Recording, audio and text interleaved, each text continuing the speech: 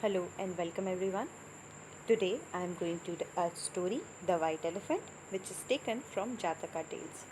But before starting the story, if you liked my previous video, hit the like button and subscribe the channel so that you can get the notification of further videos.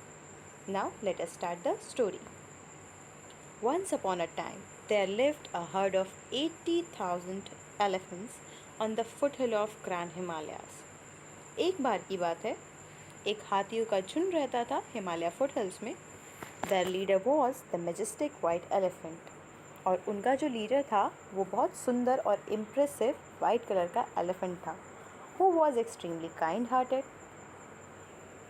He loved his old and blind mother dearly and took great care of her. In short, he was a very nice person. He was kind, he was noble, he was good looking and also took care of her mother. Each day, the white elephant would go deep into the forest in search of best wild fruits for his mother.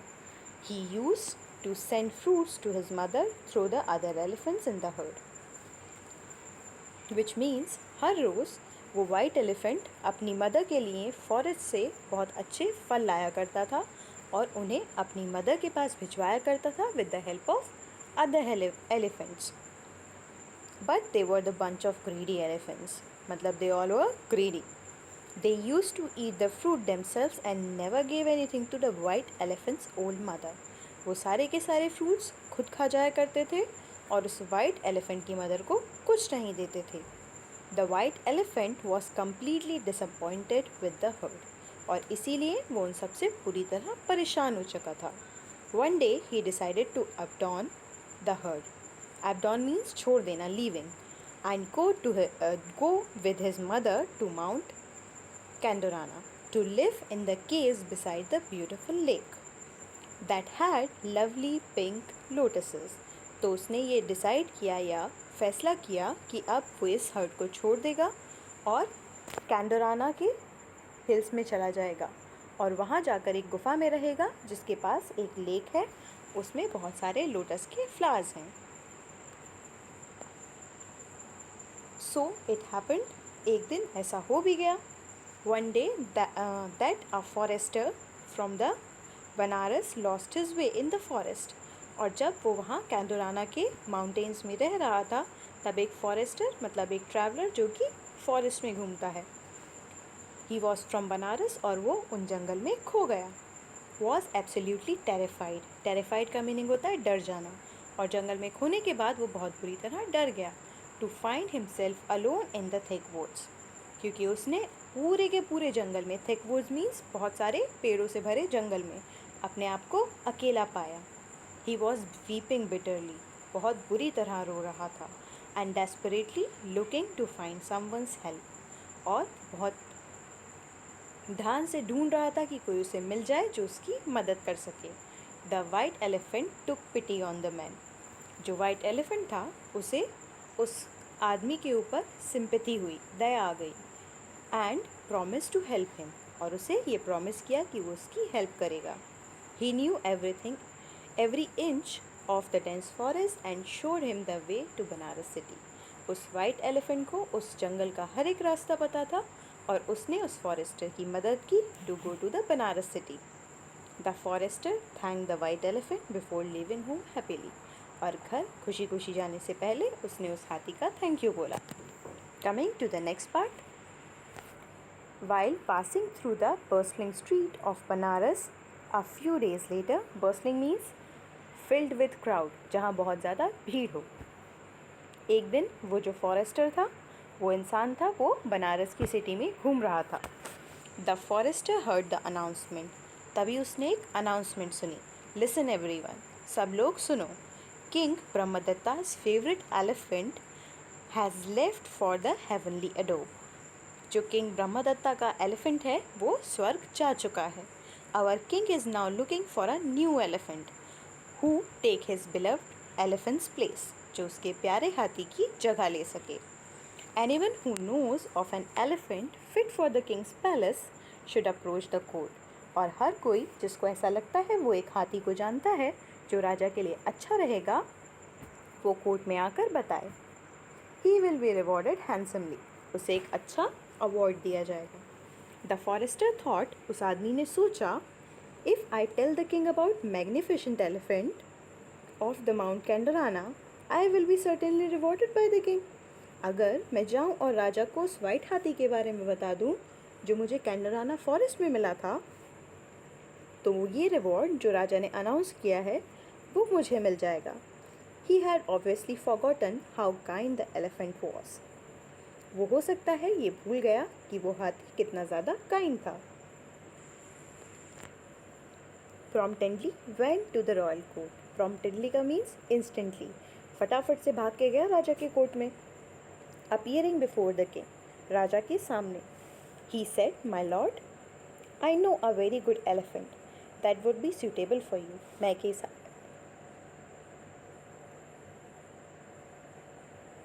मैं एक ऐसे हाथी को जानता हूँ जो आपके लिए सूटेबल रहेगा, अच्छा रहेगा। Where can I find him? Asked the king. राजा ने पूछा, मैं उसे कहाँ ढूंढ सकता हूँ? The forester told the king that white elephant lived in the mountain Kandoranas. The king decided to go in search of the white elephant the very next day. और जैसे ही राजा को पता चला कि वो कैंडोराना के फॉरेस्ट में रहता है, राजा ने ये डिसाइड किया कि वो एलिफेंट को ढूंढने अगले ही दिन जाएगा। द नेक्स्ट मॉर्निंग, अगली सुबह, even before the sun had risen, सूरज के उगने से पहले ही, the forester led the king and his man to the place where white elephant lived. वो फॉरेस्टर उस राजा को और उसके आदमियों को, मिनिस्टर्स को ले गया उस वाइट एलिफेंट के पास। When the white elephant saw the forester, जब उस वाइट एलिफेंट ने उस फॉरेस्टर को देखा, he realized, उसे समझ आ गया, that it was he who led the king's men to him, कि वो फॉरेस्टर ही है जो उस राजा के आदमियों को हाथी के पास लेकर आया है। He was very upset about the men's selfishness and ingratitude, और ये देखकर वो बहुत ज़्यादा उदास हो गया। अपसेट मीन्स उदास हो गया कि जो वो मैन है उसकी सेल्फिशनेस है, उसकी ग्रीड है। And ingratitude means he is being unthankful towards the elephant.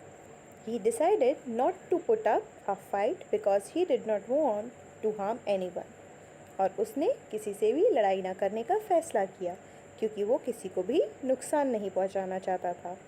So he went peacefully with the king and his man to the city of Banaras, और इसीलिए वो चला गया बनारस की सिटी में राजा और उसके मेंस के साथ। Now what's going to happen?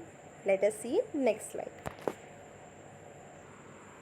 When the white elephant did not return home, जब वो वाइट हाथी अपने घर वापस नहीं आया, his mother was very worried, उसकी मदर बहुत ज़्यादा परेशान हो गई।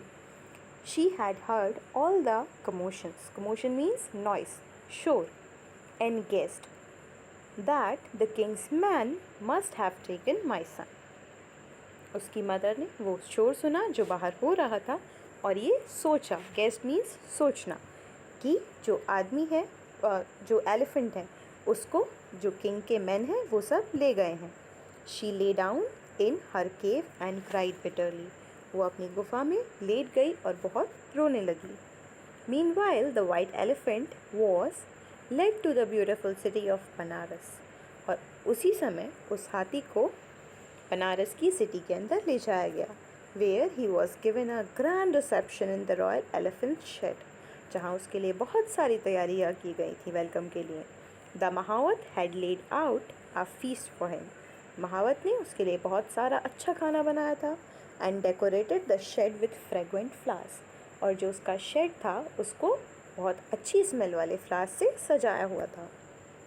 But the elephant neither touch the food nor seem to be impressed with the beautiful and comfortable shed, पर जो वाइट एलिफेंट था ना तो उसने खाने को टच किया और ना ही उसे देखकर ऐसा लग रहा था कि वो इम्प्रेस्ड है या खुश हुआ है उस सारे डेकोरेशन को देख के। He just sat there with a woeful expression on his face. Woeful means sadness filled. वो सिर्फ वहाँ बैठ गया एक सैड सा फेस बनाकर। He was thinking of his mother and how sad she would be without him. अब वो सिर्फ अपनी मदर के बारे में सोच रहा था और ये सोच रहा था कि वो उसके बिना कितनी सैड होगी। The matter was reported to the king. अब ये सारी बात किंग को बताई गई। Your highness, the new elephant refuses to eat और drink anything that we gave to him. That king, जो एलिफेंट है वो रिफ्यूज़ मीन्स मना कर रहा है कुछ भी खाने या पीने के लिए जो भी हम उसे दे रहे हैं। सैड द महावत, महावत ने कहा। The king was disturb by the news. राजा इस न्यूज़ से परेशान हो गया। He decided to visit the shed. और उसने फैसला किया कि वो जाएगा हाथी से मिलने। To see for himself what the matter was. और जाकर खुद देखेगा कि क्या परेशानी है। On reaching the shed, reaching means पहुँच जाने के बाद, शेड में पहुँच जाने के बाद the king asked the white elephant. राजा ने उस सफ़ेद हाथी से कहा, डियर फ्रेंड, व्हाट असाइल यू? तुम्हें क्या परेशान कर रहा है? Are you not happy being here with us? क्या तुम हमारे साथ रहकर खुश नहीं हो? The white elephant replied, your highness, I thank you. कि किंग, मैं आपका थैंक यू करता हूँ for all your love and kindness and I could not ask better treatment. जो आपने मेरे लिए किया उस सब के लिए मैं आपका थैंकफुल हूँ और इससे ज़्यादा अच्छा मेरे लिए कुछ भी नहीं हो सकता था। But I have left my old blind mother in the forest. लेकिन मैं अपनी मदर को फॉरेस्ट में छोड़ कर आया हूँ। She will die without me.